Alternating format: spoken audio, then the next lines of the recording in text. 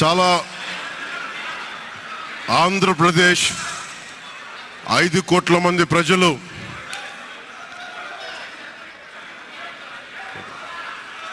మీరు కూడా కూర్చోండి. చాలా చారిత్రాత్మకమైన తీర్పిచ్చిన రోజు ఇది.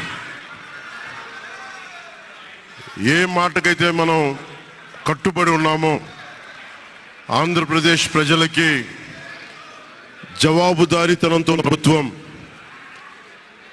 స్థాపిస్తాం, ఏ మాట మీద మనం చెప్పామో కూటమి ప్రభుత్వం ఆ మాటను నిలబెట్టుకుంటుంది.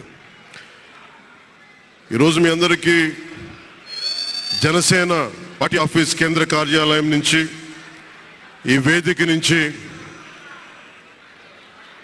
ఒకటే చెప్తా ఉన్నాను మీ అందరికీ, వైసీపీ వైఎస్ జగన్ గారు కానీ వారు మన వ్యక్తిగతంగా నాకు శత్రువులు కాదు. ప్రజాస్వామ్యాన్ని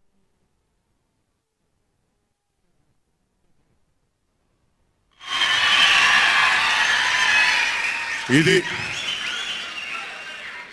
ఓడిపోయారు కదా అని చెప్పి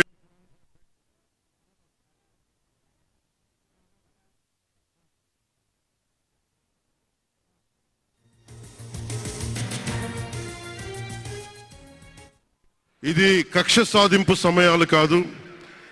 5 కోట్ల మంది ప్రజల కోసం పనిచేసే సమయం, ప్రజల కోసం పనిచేసే సమయం ఇది. 5 కోట్ల మంది పైచులకు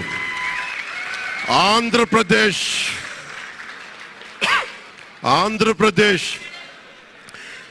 విభజన జరిగినప్పటి నుంచి ఈ రోజు దాకా మనం నలుగుతూనే ఉన్నాం. ఆ రోజులు అయిపోయినాయి, ఆ చీకటి రోజులు అయిపోయినాయి.